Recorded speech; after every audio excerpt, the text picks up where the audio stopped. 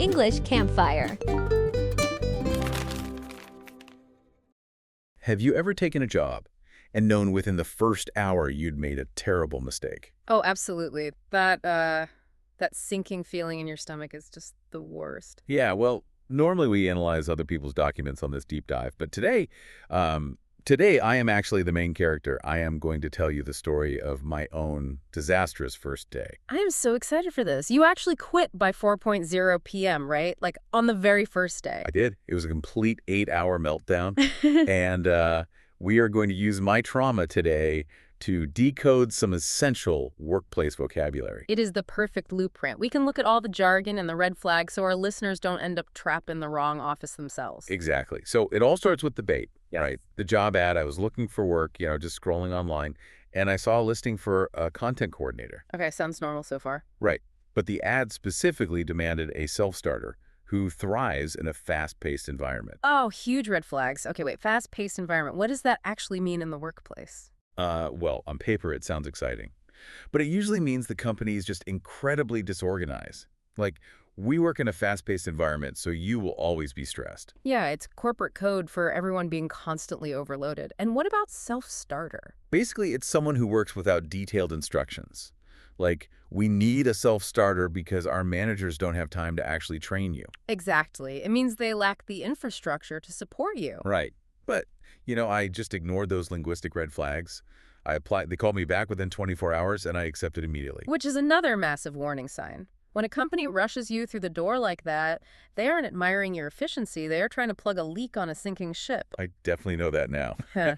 But I walked totally blind into the physical reality of the office on Monday morning, Yeah. and it instantly confirmed all those red flags. Set the scene for us. What was it like? Okay, so I walk in, and they are just blasting really loud music. And it's this massive open-plan office. Wait, open plan? Let's define that one quickly. Sure, it's an office layout with 0 walls or cubicles, just desks out in the open. The open-plan layout made it impossible to have a private conversation. The absolute worst for cognitive overload. You hear every single phone call and sigh. It's terrible. Yeah. And I walk past this colleague who is just staring rigidly at his screen.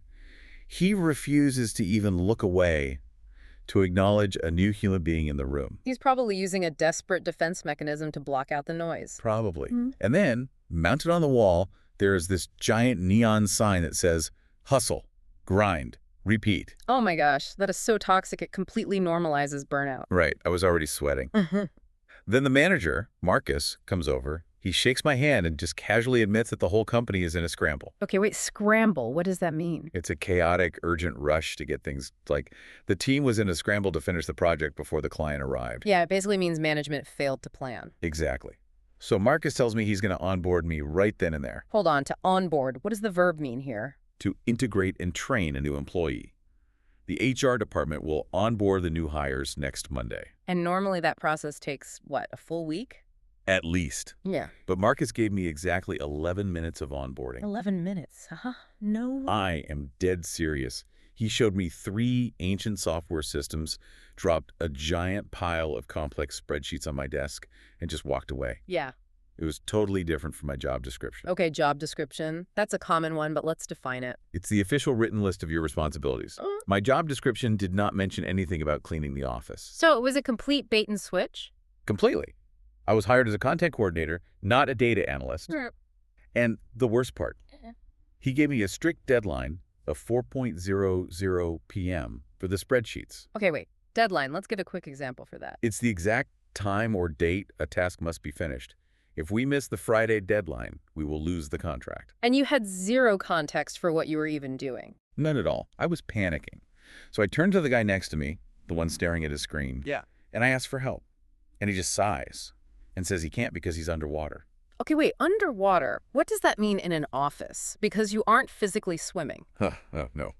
It means you are completely overwhelmed with work. You are drowning in tasks. I would love to help you, but I am completely underwater this week. It highlights an environment where everyone is operating at their absolute limit. They can't even spare 5 minutes for a new person. Exactly. So by 2:00 p.m., the fallout is entirely predictable.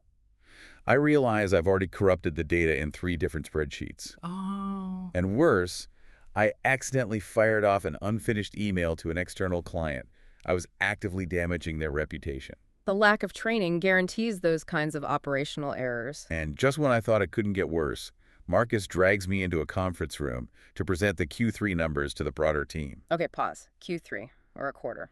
Explain that for us. Sure, a quarter is a 3-month period of the business year. Q3 is the third quarter, usually July through September. Our Q3 profits were lower than expected. Being asked to present financial data when you haven't even found the break room yet is peak corporate absurdity. How did you survive that? Pure survival instinct. I didn't confess that I was clueless, which is what I should have done. Instead, I deployed a linguistic smoke bomb. I looked at the manager and said I was still getting up to speed. Oh, getting up to speed. That is a great defense phrase. Meaning? Learning the necessary information to do a new job. Yeah.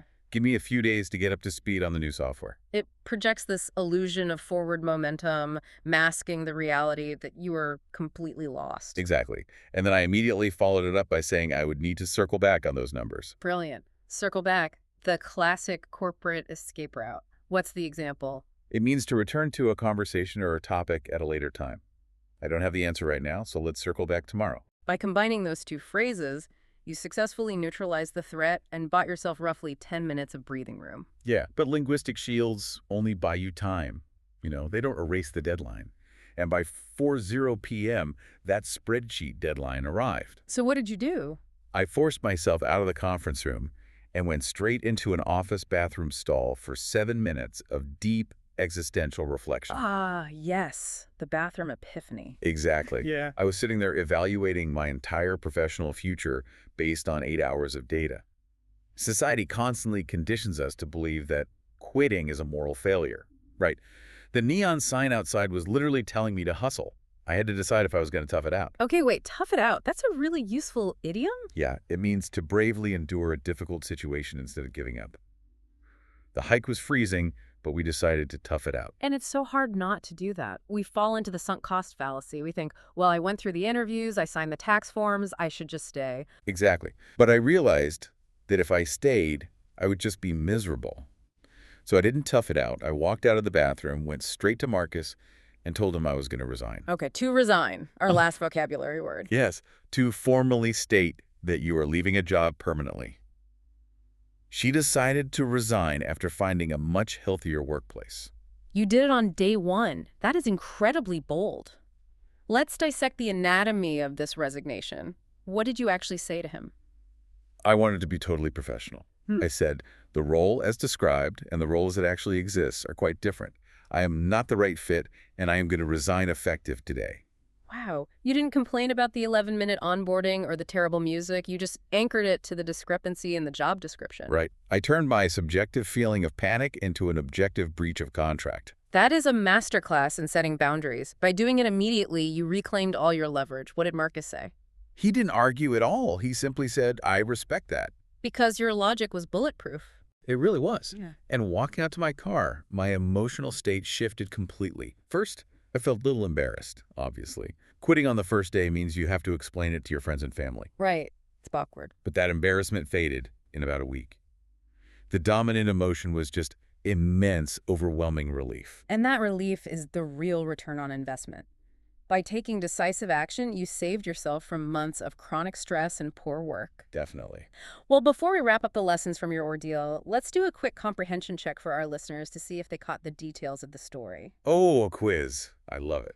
Let's see if you were paying attention out there. Okay, here are 4 questions from the story. Question 1. Why did the really fast 24-hour callback actually mean the company was in trouble? Well, a healthy hiring process takes time. Rushing meant they were desperate and trying to plug a leak, not evaluating me carefully. Spot on. Question 2. What was the message on the giant sign mounted on the office wall? It said, hustle, grind, repeat. The ultimate toxic slogan. So bad. Okay, question 3. How long did the host's onboarding process actually take? A grand total of 11 minutes before Marcus completely vanished. And the last question. What 2 phrases did you use to escape that terrifying Q3 meeting? I told him I was getting up to speed and that I would circle back. Perfect. You know, we covered so much ground today. Let's do a really quick vocabulary recap for everyone. Sounds good. We started at the very beginning with the job ad, which specifically asked for a self-starter in a fast-paced environment. Which we learned actually means you get zero help and way too much stress. Then you walked into that noisy open plan office. Where everyone was working in a complete scramble, and my manager completely failed to onboard me, He just ignored your actual job description and gave you an impossible deadline. leaving me to ask a coworker for help, but he couldn't because he was totally underwater. Then came the disaster meeting about the Q3 number, Where I pretended to get up to speed and promised to circle back. which eventually led to the bathroom stall, where you evaluated your life and decided not to tough it out. And finally, I went to Marcus's office to officially resign. That is 12 incredibly useful workplace terms pulled from one highly stressful day. Honestly, the most important post-mortem lesson here is that interviewing is a mutual interrogation. We get so caught up trying to prove we are the ultimate candidate that we forget to audit the company. Yeah, that's such a vital point. You have to ask questions before you accept the offer. Ask what a typical day looks like or how success is measured. And the ultimate diagnostic question, what happened to the last person in this position? If they burned out and quit after a month, that tells you everything you need to know. Absolutely. It leaves us with a really provocative concept to consider. We're constantly conditioned to believe that quitting early is a failure. But considering how much anxiety and reputational damage you saved yourself by leaving at 4 p.m., is quitting early actually a highly underrated professional skill? I think it absolutely is. Sometimes the smartest move you can make when you realize you've walked into a disaster is to just pack up your desk, circle back to your actual life, and walk out the door. Yeah. Have you ever had a terrible first day or stayed in a job you knew wasn't right? Tell us in the comments. We can't wait to hear your stories.